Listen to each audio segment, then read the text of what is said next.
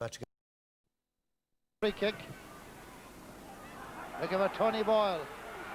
Tony Boyle being marked by Ronan Hamill. And here we have another of these loose rucks. James McHugh goes down. This is young Hamill.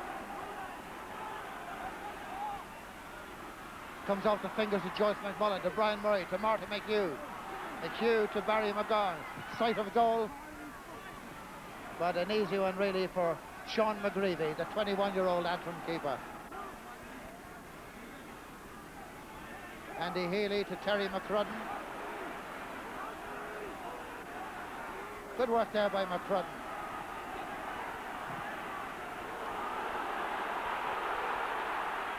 Chris Murphy trying to get inside. Back to Heatley.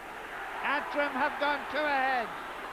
And both scores coming from Conal Heatley. 7 minutes gone at Casement Park, and a good early delivery, finding the full forward on a 1-to-1, and Heatley applies the finish. Andy Healy, Antrim. Jimmy Wilson. Jimmy from the Johnnies. It's Barry McGowan again, having a splendid match.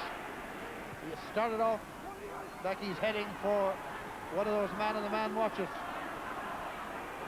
John Joe Doherty to Brian Murray. Back to Tony Boyle again, showing what a good target man he is, getting inside Hamill. That's beautiful. That is a magnificent score by Tony Boyle. It's fair to say that Tony Boyle is back. It may not be good news for Antrim, but it's good news in general for the game of Gaelic football. Hegarty, Boyle. Boyle getting it out to McHugh. And Martin McHugh has leveled it up again.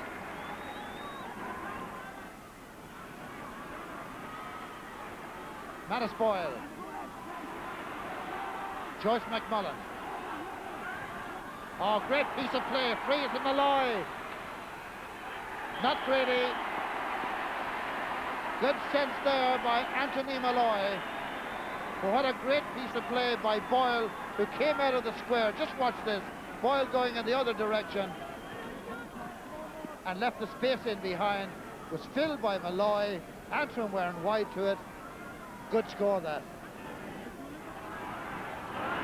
5 minutes to half-time. Paul McErlane in possession. Fouls the ball. Again, bit of ball watching by Antrim. Nobody picking up centre-half John Cunningham. He freezes wing-back McGowan. He looks in for Boyle. This man's brilliant. Tony Boyle, what a player, what a forward. He is back, and with him, Donegal. In 1992, Tony Boyle was the best full forward in the business. He missed a year with serious injury, but he's back, and this is Boyle at his brilliant best. Turning, swiveling, shooting. Due to Joyce McMullen, raiding from the right half back position. Donegal throwing it around. Antrim getting a little desperate in the challenges. Barry McGowan in a right corner forward position, giving it to Declan Bonner. Donegal are on fire now. Declan Bonner, the scorer.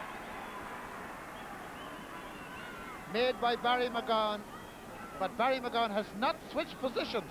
Let me emphasize that. Joe Kennedy is the man at the ball. Only 2 Antrim players have scored today, and Joe Kennedy here is one of them. Surely he's not super optimistic that he'll score from there. Donald Armstrong. Donald has plenty of time to look. Guides it in. Ah, it's a great point. That's a wonderful point by Donald Armstrong.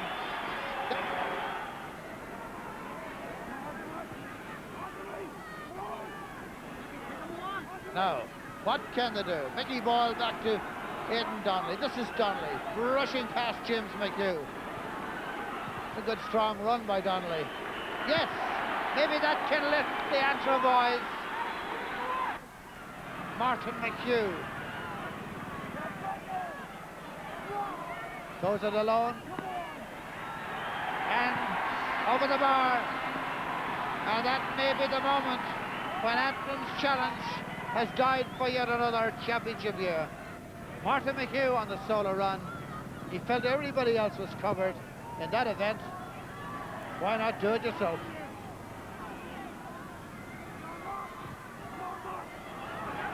Now, can they make anything out of this? Boyle's in there, and Mickey Boyle is brought down.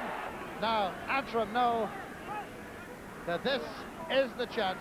Was there ever a doubt? No, there wasn't. He's got to keep his composure. Oh, it's brilliantly tucked away. A 3-point win there for Donegal, and that sees them through to the next round. And a reminder that you can see a longer version of that match tomorrow night in the game on Monday. For the moment, let's bring Colin O'Rourke into this discussion here. I suppose that was pretty much as planned. Yes, Donegal didn't play particularly well, but after the first quarter of an hour, Antrim had started well, but after that, Donegal were more or less in control for most of the game.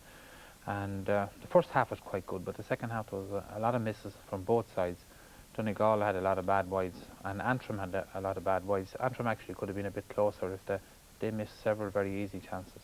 I suppose this is all a little bit of a rehabilitation period for Donegal, because All-Ireland champions 2 years ago, they were flying up to the league final stage, and then things went wrong in the championship, and they've been trying to pick up the pieces since.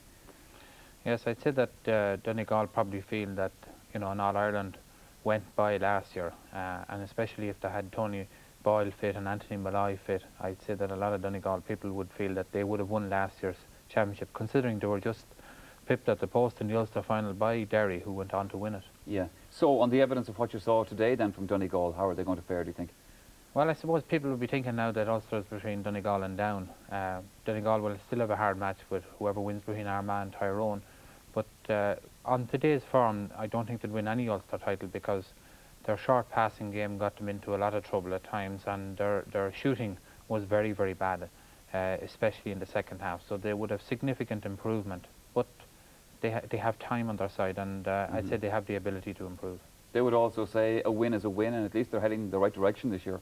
Absolutely. The first round of the championship for any team is always a nervous thing, and very few teams put on a display. And Donegal will be quite happy to have made it out of Casement Park, because I wouldn't like to be going there to play Antrim. Sure, into their own backyard, and obviously. Absolutely, and Antrim haven't had a win now for something like 12 years, and they obviously had to be a bit of pride in themselves, and they want to come out fighting, and they did, and they put up a good show. Okay, before we go along any further in the programme, you're very well turned out tonight. Tell us the story about why you're wearing the waistcoat. Well, Oliver Kelly will know the reason, but I'm glad